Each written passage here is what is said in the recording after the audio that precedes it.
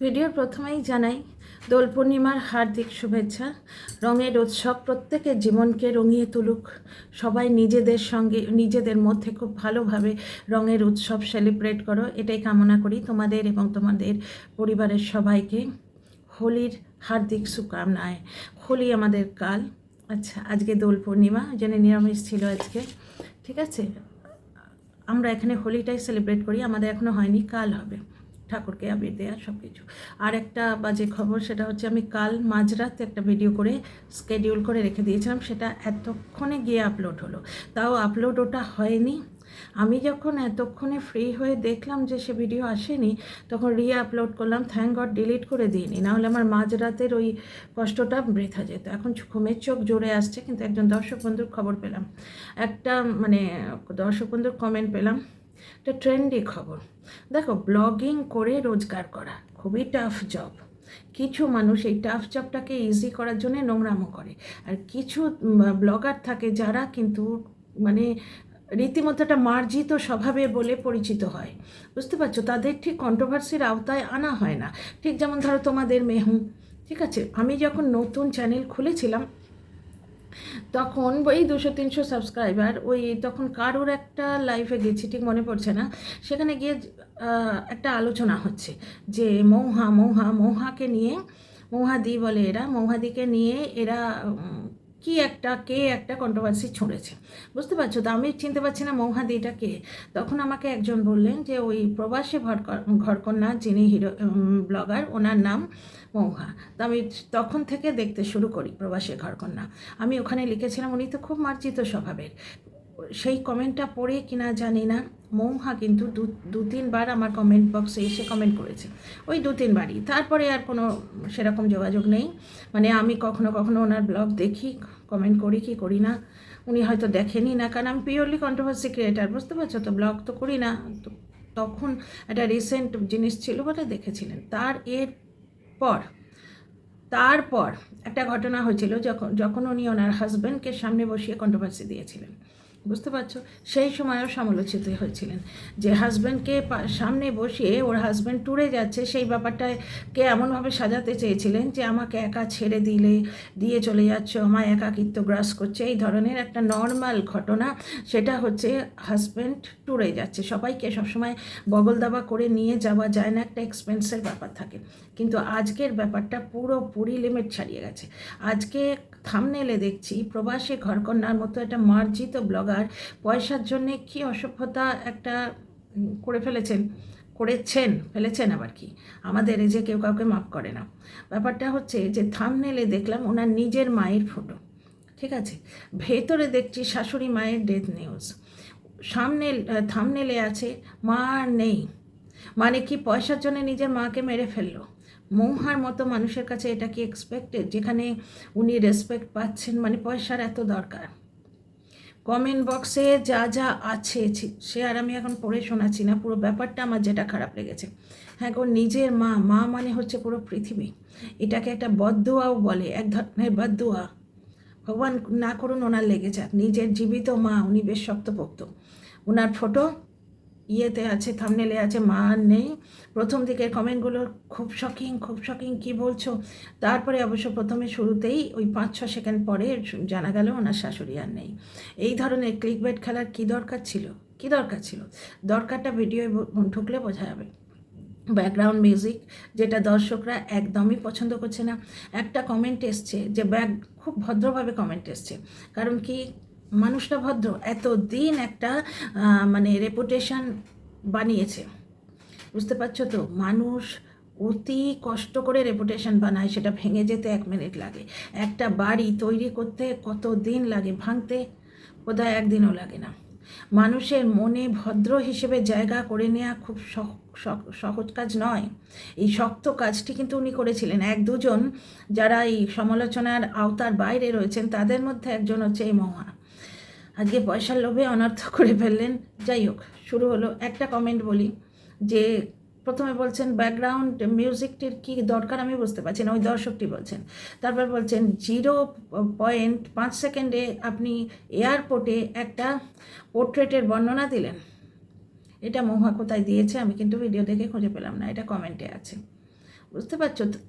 তারপর তো হার্দিক কন্ডোলেন্স, যেটা সবাই জানাচ্ছে, আমিও জানাচ্ছি যে মাতৃহারা হওয়া যে কী জিনিস। আমার মাও নেই, শাশুড়ি নেই, আমিও বুঝি। আচ্ছা, এরপর হচ্ছে ওই যে মানিকদা একা আসবে ঠিক হয়েছিল, এটাই স্বাভাবিক ছিল।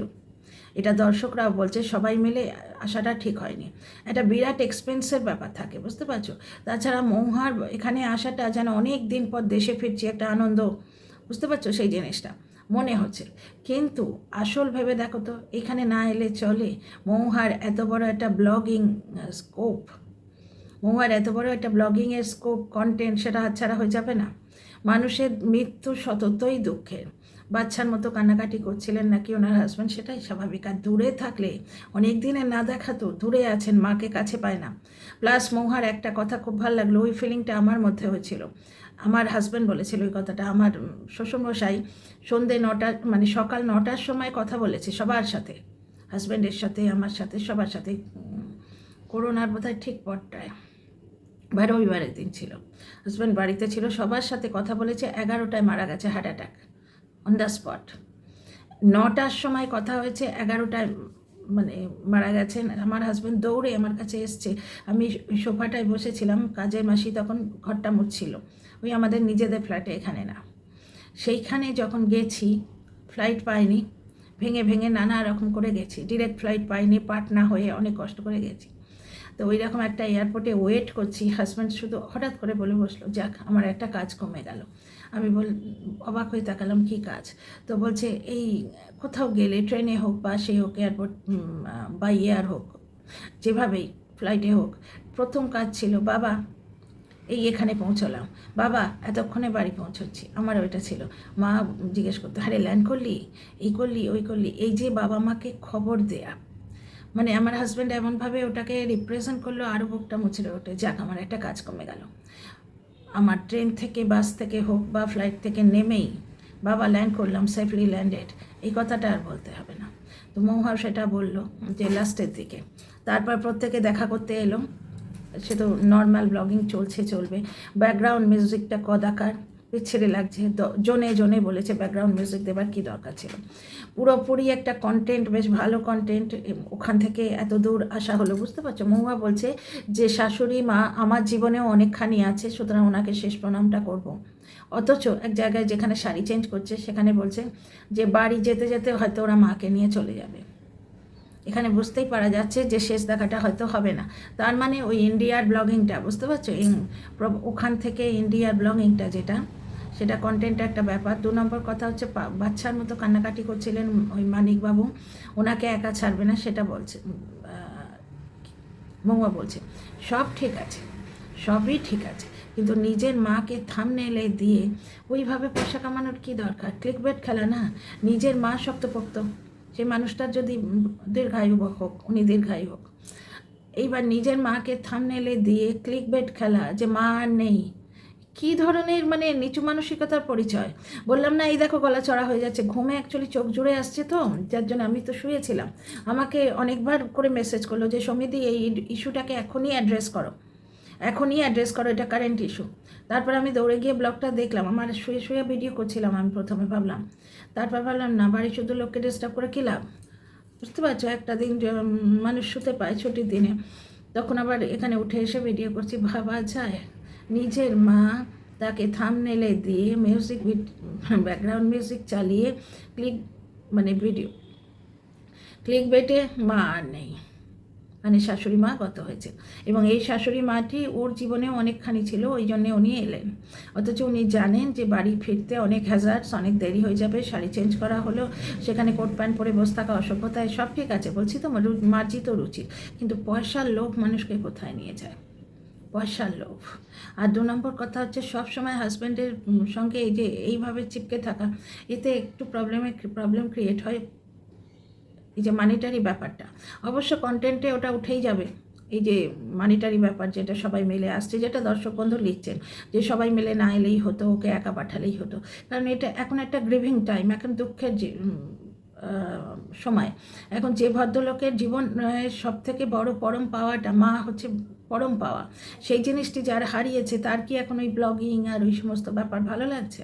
তো যাই হোক, সে বাদ দাও, কিন্তু সবচেয়ে কী বলবো, একটা বাজে কথা আসে, সেটা হচ্ছে খুব খারাপ লেগেছে, এটা নোংরামও লেগেছে। নিজের মায়ের ফটো দিয়ে থাম্বনেলে হচ্ছে শাশুড়ি মা আর নেই। পুরোপুরি শাশুড়ি মায়ের মৃত্যুর উপলক্ষে যে বাড়িতে ইন্ডিয়া আসার একটা চান্স। 2 নম্বর কথা হচ্ছে বাড়িতে যে অনুষ্ঠানগুলো হবে সেটা ব্লগিংয়ে দেখানো, এটাও একটা বিরাট বড় ব্যাপার। কিন্তু আত্মীয় স্বজন হারানোর ব্যথাকে এইভাবে বিক্রি করতে এর আগে বাপু দেখিনি। হ্যাঁ, ওই অবশ্য 49-এর ব্যাপারটার সঙ্গে এটা তুলনা নি হয় না, ওর শ্বশুরকে মৃত্যু বেঁচেছিল এটা শুনেছি, কিন্তু এখানে তোমরা দেখো ইনি অত্যন্ত ভালোভাবে ভিডিও করেন, কথাবার্তা কেমন আছেন আপনারা বলে শুরু করেন। অনেক ব্লগার ওনাকে কপি করে, অনেক ব্লগার শুরুতেই কেমন আছেন সব এই যে টোনটা ওইটা কপি করে দেখেছি। মানে ইনি একটা নিজের একটা জায়গা প্রতিষ্ঠিত করতে পেরেছেন, ওই কেমন আছে সব ব্যাপারটা আইকনিক করতে পেরেছেন মোটামুটি। একদিনে নিজেকে কোথায় নিয়ে এলেন বুঝতে পারছো? মানে কিছু কিছু মানুষ সমালোচনার ঊর্ধ্বে বলে আমরা ধরে নিই, কিন্তু সমালোচনার ঊর্ধ্বে তাহলে কেউই নয়। যে কমেন্টগুলো আছে পড়লে না বুঝতে পারবে। তো যাই হোক, খুবই খারাপ লেগেছে। ব্যাকগ্রাউন্ড মিউজিক চালিয়ে ব্যাপারটাকে বলা হচ্ছে, একটা দুঃখের বিষয় যেখানে বলা হচ্ছে মারা গেছে বলে ঝটিকা সফরে ইন্ডিয়ায় আসা হচ্ছে, ব্যাকগ্রাউন্ড মিউজিকটা না দিলেই হতো। 2 নম্বর কথা হচ্ছে যে ওই নিজের মাকে থাম্বনেলে দিয়ে শাশুড়ি মার মৃত্যু সংবাদ শোনানো, তোমরাই বলো না এটা কতখানি কুরুচিকর? এটা কি ঠিক?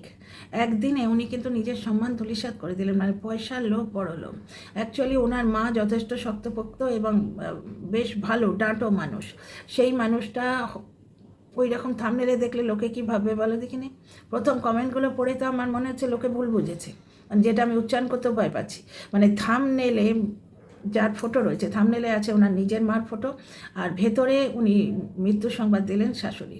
এই ধরনের ক্লিকবেট, এই ধরনের ক্লিকবেট এত টাকার দরকার? বাকিটা তোমরা বলো। মানে জাস্ট ঠিক, মানে মৌহার কাছ থেকে এই ধরনের ক্লিকবেট আশা করা যায় কি? তো যাই হোক, আমার খুবই খারাপ লেগেছে শুনে, আমি ভিডিওটা পুরোটাই দেখলাম। এবার দেখো ওনার মাথায় উনি বলছেন যে শাশুড়ি মার আমার জীবনে অনেকখানি ওনাকে শেষ দেখাটা দেখতে যাব।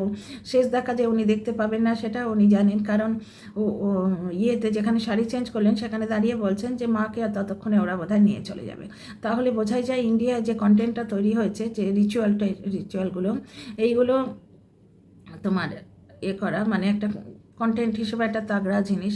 আর সব থেকে খারাপ লেগেছে এই ধরনের ক্লিকবেট খেলা। এইটুকুই বলার ছিল।